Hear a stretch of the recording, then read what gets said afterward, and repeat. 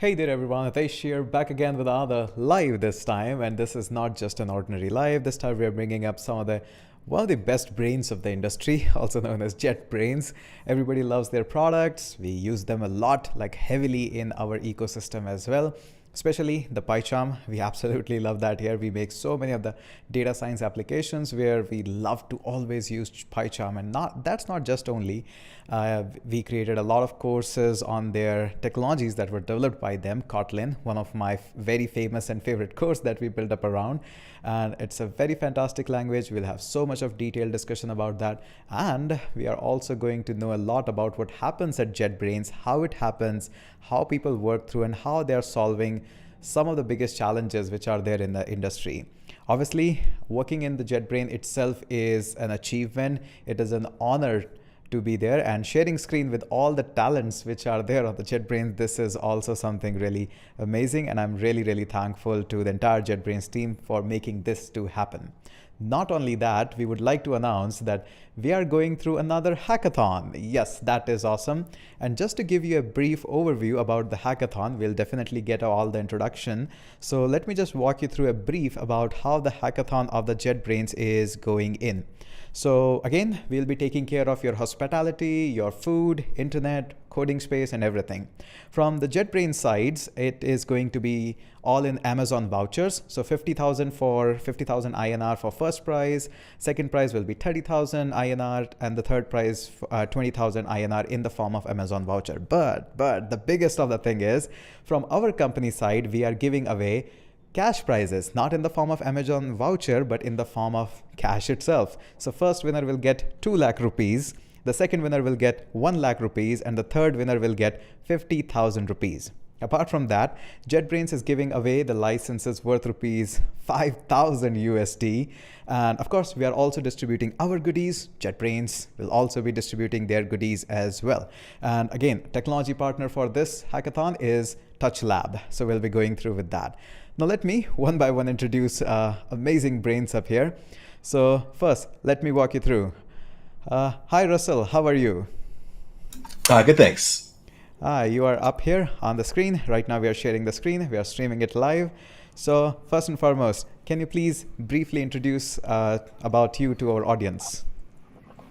Sure. So yeah, my name is Russell Wolf. I'm a senior developer at TouchLab. So we specialize in using Kotlin for mobile applications, and we specialize in Kotlin Multiplatform. So using Kotlin not just on the JVM, but also also using Kotlin native for things like iOS. Awesome. So that's nice. Your Yeah, cat? no, What's a name? his name is QWERTY, like keyboard. QWERTY. That's a fantastic name. Maybe I'll get a cat, and whenever this name will be first in my mind. Okay, let's Nice. bring in Justin as well. He's waiting up right there. So hey, Justin, Hello. how are you? I'm great. I also work at TouchLab. I started as a backend developer and moved over to TouchLab and just focusing on mobile. I'm not a developer anymore. I've moved into project and program management. It was a long journey through that because I've actually worked 6 years outside of the US. I grew up in the US, but I spent time in Australia and Japan, met people from India, from Europe, and from all over. It's been a really fun journey. Awesome. Thank you so much for sharing all of this. And again, I usually see and hear about people who are in India or Australia and they move into US, but yours is a all different story. You grew up in US and you explored other continents after that. Okay, let's bring in Kate as well. Hey Kate, how are you? Hi, great, thanks. Can you introduce a little bit about yourself as well, Kate? Yeah, sure. So I started my career as an iOS developer more than 10 years ago, I think, back in the days of iPhone 3GS, if someone remember. I have been working as CTO after that in a small startup, and after as an engineering manager for mobile and front-end teams. But after that, I burned out for 3 times and realized that I missed mobile development really much, and also realized that I have like passion on sharing knowledge, and that's why I joined Jetbrains about 2 years ago, the Kotlin team, as a developer advocate for Kotlin Multiplatform Mobile, and now I do product marketing also for this technology. Yeah, and I also a co-host of Russian IT podcast. Yep, I was born in Russia, but now I live in Cyprus. Awesome. So great introduction, guys. Amazing panel that we have up here. So starting with just the awesome question up here, which I always love to ask everyone. What do you prefer, tea or coffee? Mate. Got my nugget tea right here. So If it works. I'm definitely a tea person. Me too. A tea all day long. Okay, so can you briefly explain about? So you have built up this new platform, and you are building up so many tools at JetBrains. Can we get a count, Kate? How many products you have actually? Oh, I'm not sure we can get a count because, well, a lot of stuff. And I guess more than 350 products you offer. Maybe. It's important thing that it's not only tools, it's also the technology, libraries, frameworks, all that stuff around. So the ecosystem is really big, and I think I won't be able to count all of this because so much cool stuff. Yeah. Yash from the comment says their small startup gained $1 million as a funding. Okay, so asking you a question. So what is the problem, the actual problem that you are currently trying to solve in your current role? Can you explain a little bit about that? What is the problem you want to solve, and what do you want to achieve with that? Yep, sure. I'll start from the beginning, if it's possible. So we at JetBrains, at Kotlin team, building Kotlin Multiplatform, we're trying to solve the long-standing problem of duplicating the same logic for different platforms. Sounds really straightforward, but there are some details. We all know that don't repeat yourself is kind of a mantra, the main principle for programmers, but there is some funny thing. Imagine you are visiting a regular mobile conference. Please tell us in chat when was your last time you visited a mobile conference, or maybe not, or offline or online. Okay, so we may see a lot of developers who are constantly arguing about which mobile architecture is better. And if you think about it, the goal of all such architectures, one of the goals, is avoiding code repetition and making your code base easy to support. But that's kind of funny, but we usually spend a lot of time and energy choosing the best architecture or framework. But at the same time, if we look from the upper perspective, there is a huge space for optimization. We're constantly duplicating tons of logic when create applications, clients, or not only clients, separately. Networking, data storage, and serialization, internal utilities like logging or analytics, some domain-specific algorithms, and all that stuff. All these pieces of code usually have the same logic for both Android and iOS platforms or more. But we continue to implement them twice and spare a lot of time, not only for implementing, but also for maintaining them. So, I think that sounds obvious, but why is it no ultimate cross-platform tool for everyone and everything? I think because, again, the details matters, because problem sounds straightforward. And different products and different teams have different technical requirements in terms of quality of user interface. For example, if it's really crucial to provide the best UI experience, maybe Flutter won't allow you to achieve the top level of UI. Or maybe you have some requirements for application performance, or the speed of deployment and feature releases. Some projects have a huge code bases, folks, we all together, and sometimes you just can't rewrite all the code base in one day. And some developers teams have different skills, and it's important to take it into account when you plan your technical stack.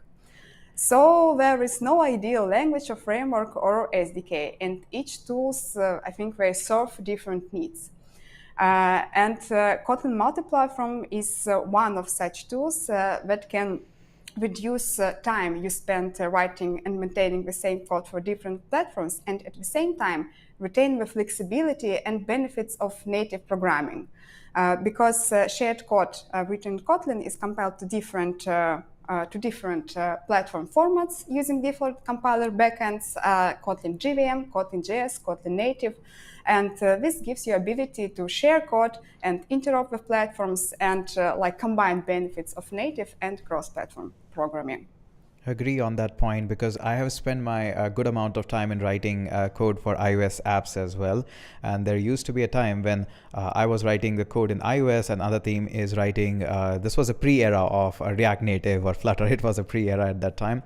The Android team, since the Google is much more friendlier in pushing their updates, and iOS, everybody knows how nightmare it can be to push even an update. So our team, Android side, they were pushing out 2 updates in a week, and we were only able to push 1 update twice a week. So we were lagging into the feature. We were not able to provide that. So I've seen personally that kind of issue, that if you have 2 teams, first synchronization between the 2 teams and putting that same feature in Android and iOS, it's not easy. You need to figure out solution with different teams and then see, does this feature works in both of the apps?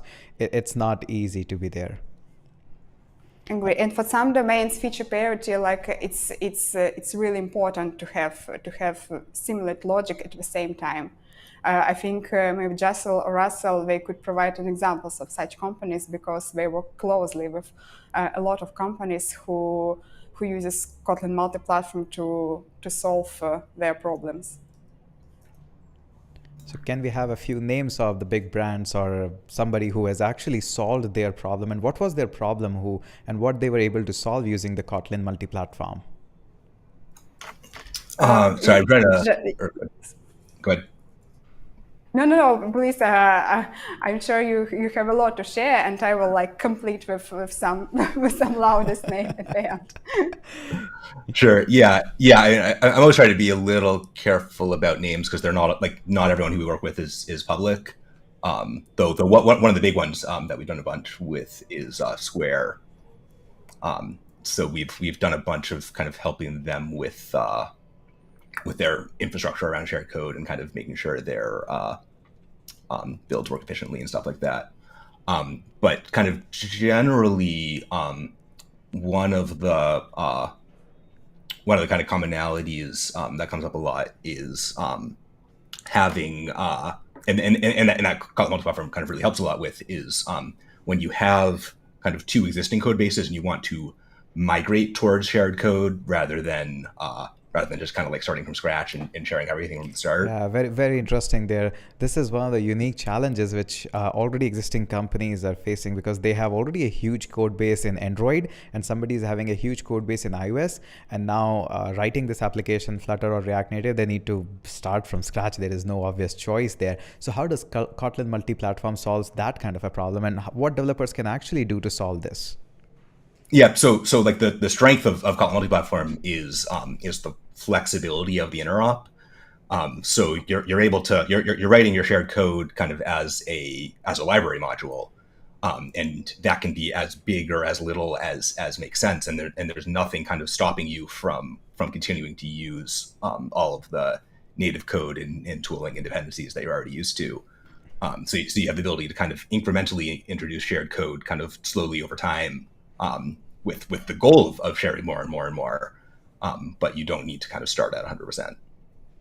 Yeah, there's a question. We would like to pick up a question from the chat. There's an interesting one. It says, how to achieve over-the-air update in KMM? The same way you might achieve over-the-air update natively. So like the backend-driven UI, yeah, but yeah, in this case, we don't need to implement it twice again for both platforms. Yeah, it's not like PhoneGap or some stuff which is built on the top of front-end technologies. So it's not possible just to do it like with one line of code, but using some frameworks for backend driven UI, yeah, it's definitely possible. And there's another easy question for you. This one is like super easy. Mukesh says, I have enjoyed Kotlin for Android development for about 2 years, and then I moved into React Native for cross-platform development. Should I move to Kotlin for the same again? May I jump in? Because I have one great example regarding React Native and Kotlin Multiplatform. So there is a case when a team had a huge expertise in React Native, and this is what I was talking about in the beginning. You can't just say, let's use this technology because, well, it's modern and everyone is talking about that. Of course, you need to take care about all the details. And but for that folks, React Native worked great for some time. But then they implemented a big part of logic that was I don't really remember, calculating something stuff on mobile. The one of requirement was having this application working offline, so they can't just do this logic on backend. They also needed to implement it on mobile clients. And in that case, React Native and JavaScript, they got a bad performance for that type of calculation because they're really hard computations. So they migrated to Kotlin Multiplatform, but not the whole code base, but only this piece of logic. And it's easy to combine them in one application because, again, Kotlin compiles to platform formats, and you can just use your library as another like platform library. So I love this pragmatic approach. I would say they use the expertise for the majority part of code base, but for that part which requires high performance, they use Kotlin Multiplatform. And I think that's a great example that you don't need to like migrate all your team and code base, but you can be pragmatic and choose like the best tool for your exact need. Yeah, I just want to reemphasize that a little bit because it's so important in kind of how Kotlin Multiplatform differentiates itself. Your shared code in Kotlin Multiplatform. I'd like to interrupt a little bit here. So a lot of audience would love to know about the same thing in depth. So how does Kotlin Multiplatform compares to Flutter and React Native? Because we cannot ignore them. They are market giants. React Native has a huge market percentage right now. Flutter is also slowly growing, and now we are seeing Kotlin Multiplatform. So obviously our audience would like to know in comparison between picking one or the other, or what are the advantages of using Kotlin Multiplatform over the Flutter or over the React Native. So can you throw us some light on that? Yeah, so and actually goes towards what I was starting to say anyway. Like one of the big differences with Kotlin Multiplatform is it's essentially running in the same environment that it would be natively. So if you're running React Native or Flutter, your shared code is kind of this completely separate runtime, and anytime you want to kind of dip in and out between shared code and platform specific code, you need to kind of go through this runtime bridge.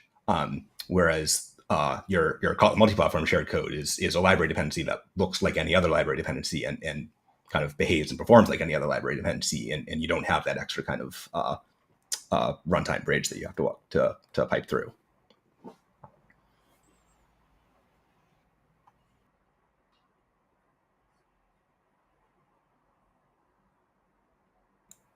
Sorry, Tasha, I just lost your audio.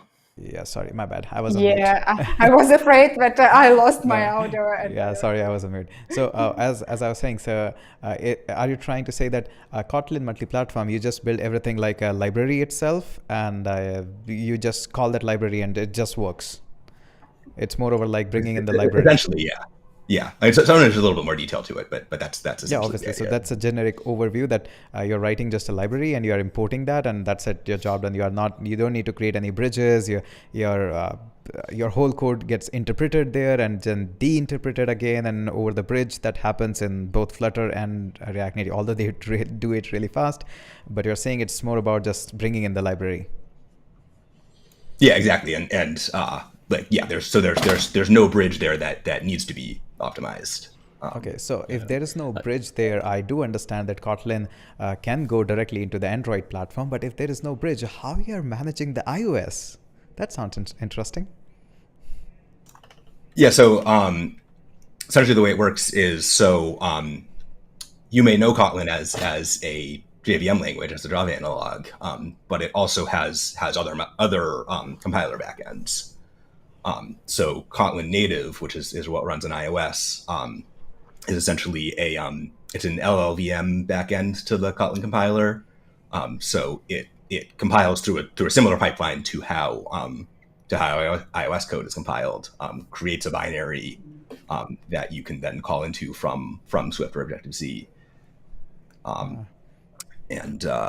think that's a very interesting approach that you have taken in designing this entire thing. That's very fascinating, because so far all the application that we're thinking about, even Flutter and everything, they were just thinking, let's create a bridge, all of them. And you have taken a kind of a different approach. That sounds very, very interesting. So, okay, moving on a bit on the side. So, okay, so this is all what we have done. So what is the adoption rate of the Kotlin multi-platform that you are seeing? How is market responding to that?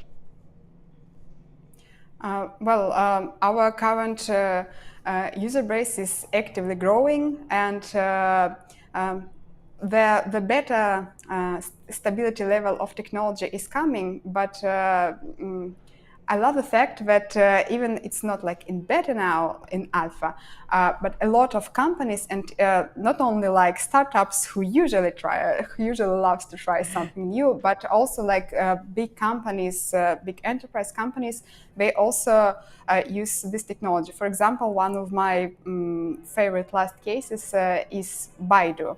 I'm sure you've heard about them, and when I learned that they also use Kotlin Multiplatform and they want to share like their passion on it, I was excited and surprised at the same time, because I know how hard sometimes in companies of such level and maturity is to introduce the new technology and decide on using it.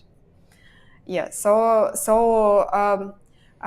I would love to share some statistics, but it will take a lot of time if I will go through the numbers. So I would love to share a link to the survey results after our stream. We usually do user surveys 2 in a year, and I love to analyze this data, because you usually could learn how other developers use Kotlin Multiplatform. It's quite a flexible technology, and on the one hand, it's great because you can use it in a way, in this way or that way, but the other side of it is sometimes when you only start to use it, you don't need where to go. Should I share state management or not? Or should I use this library or not? What's better than both Android and iOS developers write shared code, or only Android developers? And then when we do such surveys, we also ask questions about developers' every day-to-day life with the technology. And if you just want to learn more about the technology, I'll recommend you to go through our reports and see how teams use Kotlin Multiplatform. Yeah, so this is one of the things I wanted to address a little bit more. A lot of people are asking in the comments as well. See, when you're trying and going through the new technology, of course, it is a little bit scary because that's unknown territory, unknown ground. So this is what exactly we are going to do in our hackathon. So I know a lot of people are not that friendly with Kotlin or have never written the code, but the hackathon, entirety of our developer team is going to help you in learning and understanding the Kotlin as quickly as possible. So within 3 to 4 hours, you will know the basics of how to write code in Kotlin, how to use that, packages, import, and everything. And then we'll help you to even get started with Kotlin multi-platform within like 2 to 3 hours. And then we'll leave it on you, on your own, so that you can go ahead, experiment that, break things, build things, and however it goes. And that is all about hackathon. A lot of people think hackathon is all about, okay, let's build this product or something. I'll share one story which happened in the last hackathon. So one of the guy who was building greatly initially the product, like after 8 or 10 hours of building, he did a force push on the Git and tried to rebase. And you know what happens when you do force push and rebase. He lost his entire progress, and he got merged into some kind of a like 4 hours behind that. So he was so much frustrated. He said, I'm not going to continue from now onwards. I have to leave the hackathon.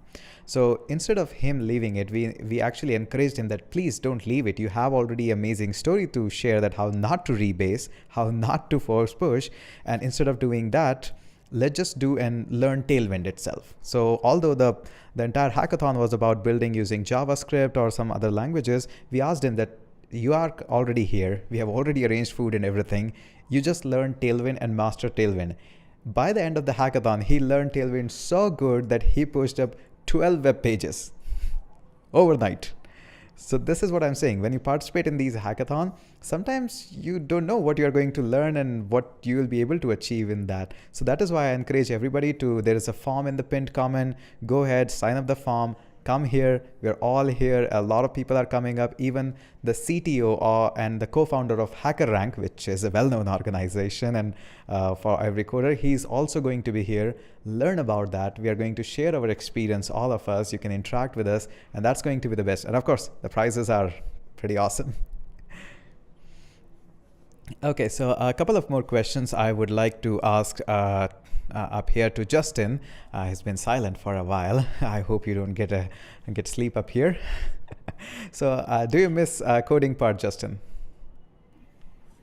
Oh, there's definitely things I miss about coding. Having that immediate, like something, I built something and I get to see it working, and it gets in the hands of people.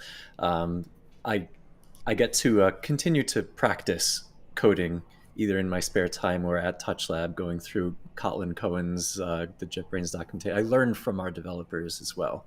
So it's an always learning, and I do miss it, but I do continue to keep something going there. Yeah, sometimes when you pick up the big roles and you move ahead into the life, the coding part cannot be always like all day in, all in. But again, when you're passionate about, and coding is something you don't come in if you're not passionate about. You will only come into the coding world if you're passionate about.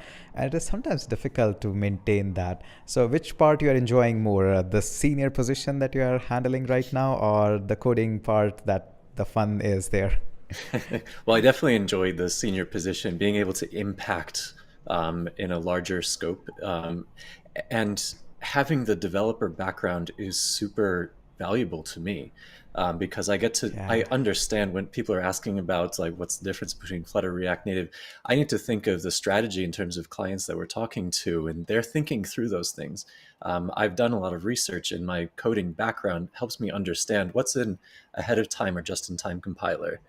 What does this bridge mean in terms of its implementation on React versus Flutter? What does it mean to have garbage collection in this new memory model that Kotlin Multiplatform is putting into place? So understanding that the foundations in development are really important for me at this higher level now. And it's really exciting to put these puzzle pieces together for a broader group of people. Agree on that part. Even this kind of a thing is helping me a lot, because I've been coding around for over 10 years now, and now I've moved into a bit of a managerial position, because when you move into CTO position, you have to manage a whole lot of team, and we have a staff of around 150, and we are growing it more to make it 250. This many of developers, this many of product going in. Of course, now I don't write code which reaches to production much often. Obviously, I cannot, but I still miss that part. But one thing I still is going on with me is teaching, and I teach people still tutorials and all of that on my YouTube channel. So that is still one of the things which I have, and I'm constantly putting time out of my busy schedule that this is the time where I'm going to teach whatever the new comes in, and I'm gonna just keep on doing that. I think it's quite popular and I think great, like developer life cycle.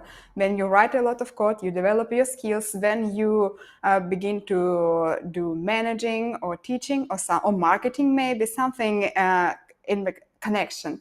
Then you realize that you miss coding, and you come back and you update and refresh your skills. But with this expertise from teaching or from managing, you become the better, even the better developer, because now you can not only evaluate the technologies upsides and downsides, you can understand how it connects with business goals. So I think it's a great career track. Absolutely, 100% agree. Now I'm able to give people even more better examples that why we are writing this and what impact this is going to make into the business. So if you relate the code with the business side of it, that is, I think, a unique perspective that you give to your learners. And it's not a one-way journey, like many people think. And Kat was saying, like, you can go back to being a developer. I've heard it described as a manager-developer pendulum, and that going back and forth is super impactful and valuable. Yeah, so agree on that part. Okay, so now we're going to take anything more that you have to share, or can we take questions from people now? I think it's a good idea. Go for questions, and we will going like this approach. I will be sure that I have a lot to share, but I really want to like be useful for the community, and so let's go to the questions. Okay, surely. Maybe we'll bring you as a one-on-one chat session. We'll bring up the question in advance, and we'll do obviously sharing 4 people in the screen is already a little bit more to handle for me.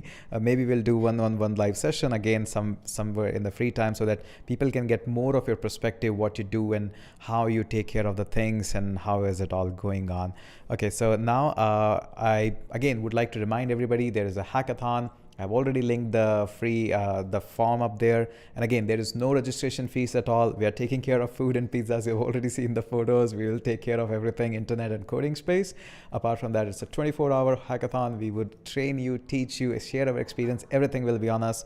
Awesome prizes, cash prizes of 2 lakh INR, 1 lakh INR and 50,000 INR, vouchers from Amazon, from the Kotlin side, $5,000 worth of licenses, as a lot of stickers, goodies already have probably reached to our office or probably will reach tomorrow. So a lot of goodies and everything are coming up from that. So again, wearing the t-shirts, it's always cool for a developer. Now you guys can shoot up your questions in the comment section if you have any, and we will take all of the questions from the chat. So again, please ask questions, and entire team would love to answer that. Okay, so the first question is from the Net King. He says, can we get enough community support for Kotlin? Yep, sure we can. I think let's discuss in details what do we want to achieve. But I think from my perspective, like Kotlin community is one of the most active community I ever saw. Yeah, and if we mean Jetbrains support for the community, again, I haven't worked in Jetbrains for a long time, so even now I can like have a perspective view for this kind of relationship. And when I see how the support team is fast in answering the UTRAC issues, or how we always have this continuous connection in Kotlin Slack or somewhere else, I think this is like the great combination of both like Jetbrains team and the active community. Sure. So there's another feedback from Mukesh. He says, I've learned React Native from Hitesh in just 25 days and cracked a job with cool pay. Maybe you can join our hackathon, and maybe we can teach you in person the Kotlin Multiplatform, and maybe you can get a cool upgrade as well. So hopefully you join up there. Okay, another question from Geekofia. He says, how KMM is different from Jetpack Compose? I mean, they're sort of kind of orthogonal things. Like Jetpack Compose is Android's new UI framework, which Jetbrains has been working on, kind of making that multi-platform. So it's sort of a use case for Kotlin Multiplatform, but it's kind of one specific thing, whereas Kotlin Multiplatform is the overall kind of framework of sharing code. If you were with us earlier in the call, we were talking about the flexibility of Kotlin Multiplatform and how it's a framework that can go into iOS. It's not opinionated about the UI that you use, and Jetpack Compose is one of the UI frameworks that you can use with Kotlin Multiplatform. And in fact, Jetpack Compose is on the desktop and on the web because of Kotlin Multiplatform. That's awesome. Okay, another one. There's a feedback from Naveen. He says, if you want to separate your business logic totally and want pure native performance, you can totally use KMM. I just released a production build in KMM and I love it. So great feedback. I would post this quote to our landing page, because that's exactly for what KMM is developed for. You can obviously take screenshot once the live is over, because I populate all these questions on our screen as we go. So once this live is over, it will be available there. So surely we can actually send it. I'll ask Ranjit to send that screenshot to you because it's a live, so it's a proof that people are sharing that.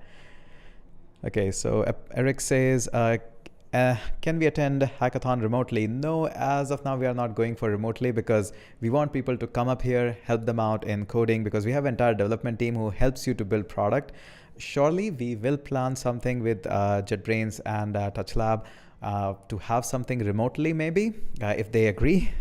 And probably we'll host something online very, very soon. We'll figure out something.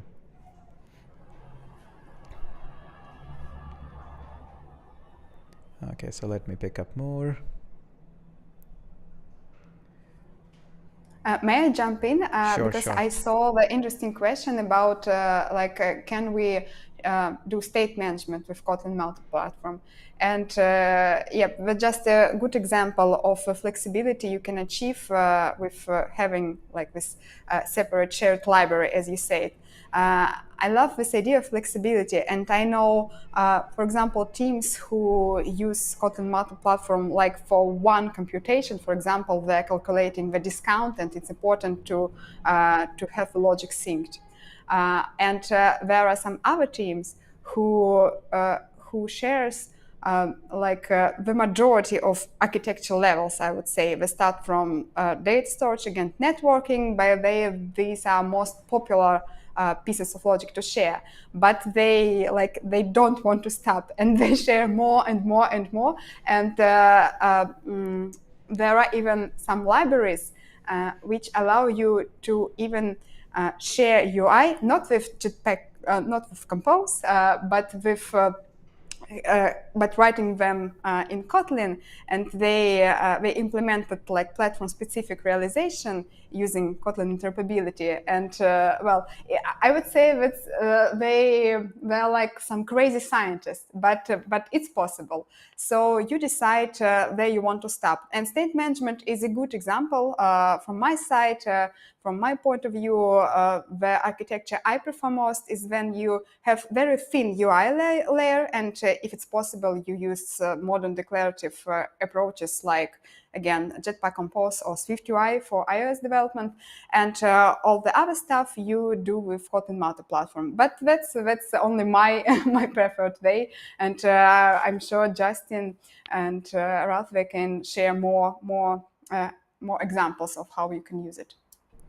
There's a very interesting question by Shubham here. He says, how did you came up with the name Kotlin? Oh, that's a good question. So Kotlin, I think we can do like not a lottery, but a survey. And I'm interested if someone from our viewers is aware about this story. So please post your variants in comments, and after our stream, I will find the first correct, and I'll send you something from me, personal, from Cyprus, like postcard from Cyprus, with love from Kotlin team. Yeah, maybe it's quite, so maybe somebody can actually even Google it or something. That's a good chance to show your Google skills, which are underrated, but they are like really best of the skills. If you remember, there was a LinkedIn post that went viral that there was an interviewer that he mentioned his skill as Googling, and we're interviewing him now. So that was a very viral post on LinkedIn. Somebody saw that? Eric. Eric says it's an island of Russia. Yeah, that's quite correct. Yeah. So Anirudh also says Kotlin, a small Russian island near St. Petersburg. More accurate. There's an interesting stat that's coming up from Rima. She says 70% of the project, at least in India, still are in Java. Yes, next few years, Kotlin, but as of now, picking up. Kotlin is now picking up. Interesting stats there.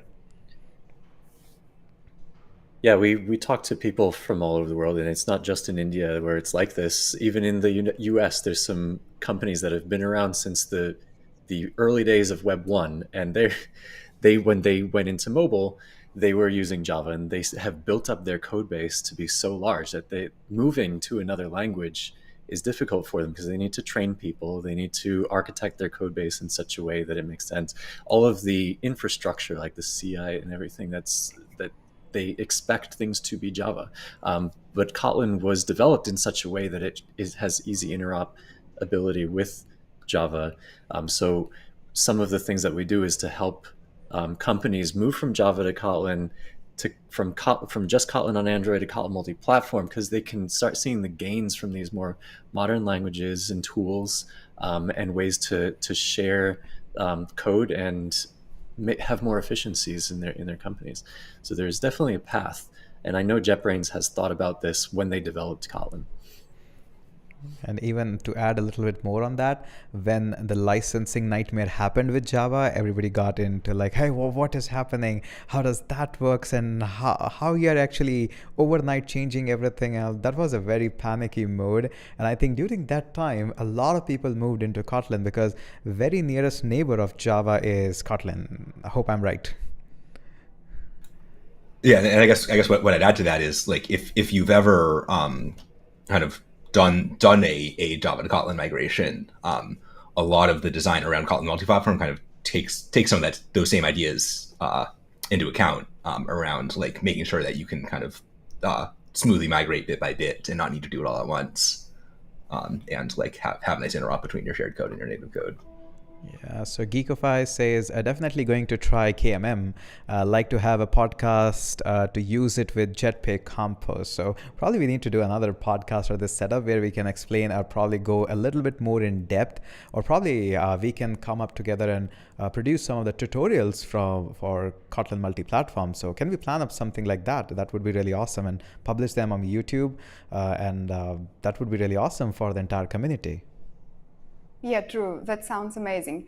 By the way, of course, we need some time to implement this. And before that, if you want to try Kotlin Multiplatform like right now, and you don't want to wait for our amazing courses, I'm sure, I would recommend you also to visit our documentation portal, and there is a separate page with Kotlin Multiplatform mobile samples projects. And there we have a table of such projects with different criteria. And for example, you going through that table, you could choose the sample using, for example, again, declarative frameworks. Or maybe you need the example of using Kotlin Multiplatform with some more, not such modern stuff, I would say. Or maybe you want to dive into the project which also has an example of sharing code not only among iOS and Android, but also with JavaScript, with mobile frontend. This is another use case for Kotlin Multiplatform, sharing code between all the client platforms. So please visit this page, and if you create another cool sample, you could make a simple pull request with the link to the GitHub of your project, and we will include it to the table. That's awesome. That's awesome. So a chance to get featured. And one of the unique challenges of a hackathon like this coming up is being able to get started quickly. And that was something that TouchLab saw in the community, and adoption was, how do we get started quickly and learn Kotlin Multiplatform quickly? So we created an open source sample called CampKit that uses a bunch of libraries from the community that shows, like, this is how you can put something that you're ready to start working on this professionally. It's not just a hello world example. So that was something that might be useful for the hackathon attendees as well. Yeah, we're already going through with One of that. the design goals with that camp kit was to be able to kind of build and run it right off of a clone. Yeah. So if you're looking for something to start from, it might Our be a developers good, are actually already going through the camp kit, because in order to teach people quickly, we need an example up there that, hey, go through with this. And then our developer team, because they have also not worked on that, because of this hackathon only, we have deployed a team of 5 people to understand the code base and then actually quickly share it with other developers. So there will be a KT session, the knowledge transfer, that will happen initially in the hackathon. That's what we are going to do first.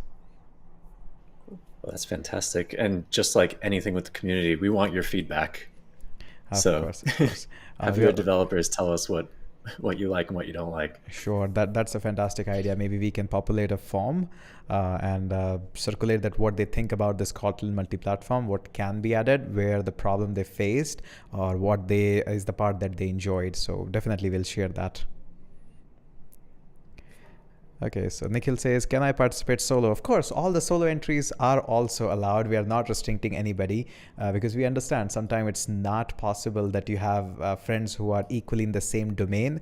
It is even tough to get people who actually understand our coders. It's not easy to find coders near around here. And on top of that, coders who work exactly same as the technology that you are working. We understand that, and that is why it is totally open for even solo developers. Anybody can come in and walk in. Vinaz is also asking, anybody for teaming up for 19th hackathon? Go ahead and maybe you'll find somebody in the chat itself so that you can join up with that.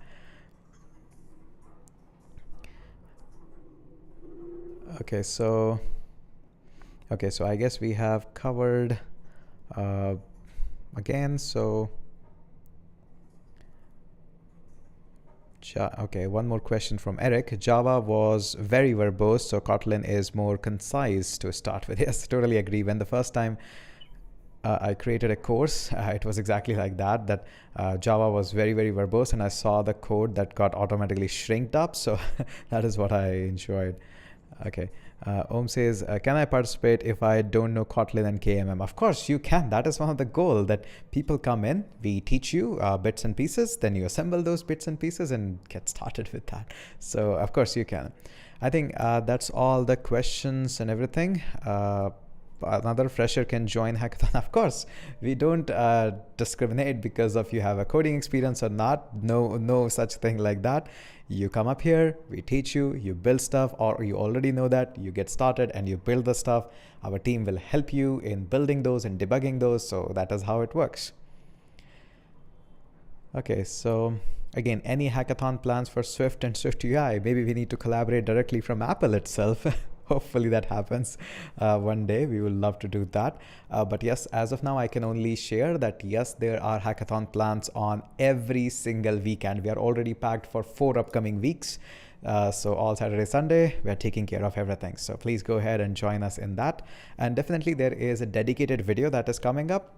That will be released soon. Once we get an approval, that will be out. The form is already out. So definitely there's a lot. Okay, so I guess that's it. We can wrap this live. And thank you so much everyone for joining and spending such of your valuable time and joining up in this live session and sharing your knowledge with amazing people who watched it. I know a lot of people will watch it afterwards, but yeah, that's how it works. Yeah, thank you. I just wanted to notice that the community is extremely active, and this is great. Like, I see all the questions, and all these questions, they're very interesting, and they relate to the topic very much. And I wish we have time to answer all of them. So thanks for organizing the hackathon. Also, I saw a few reports from Instagram, and I could almost feel this energy. I think you do the amazing job. So both the organizers and all the participants, it was great to visit you. Yeah, sure. And by the way, if any one of you get a chance to visit India by any means, please let me know, ping me up, and we would love to host you and show you around how beautiful India is. We would love to get with that. So in case you get any chance with that, please go ahead and reach me out. Yeah, thanks for having us on the show. this is so exciting putting together. And like Kat said, the community, whether you're just starting or you're putting this into production at scale, there are people in the community who are going to help you, and this community is so friendly. Yeah, that is one thing I'm absolutely enjoying. The programming community is so supportive, so actively involved, helping each other out. I think this is the best thing that we have in the programming. Yeah, I definitely agree. So yeah, thanks so much for having us. Okay, so that's it for this, guys. Thank you so much for showing up, and please do share this live stream with your other fellow developers and your fellow classmates as well, in case you're studying in university. And again, keep an eye on the channel. We do such live stream quite often, and we would also be live streaming the Kotlin Hackathon, just like I did in the last one, and a lot of participants will be introduced directly up here and all of that. So that will also be so much fun. So stay tuned and try to participate. Visit us here in Bangalore, the heart, the Silicon Valley of India. We would take care of a lot of things, food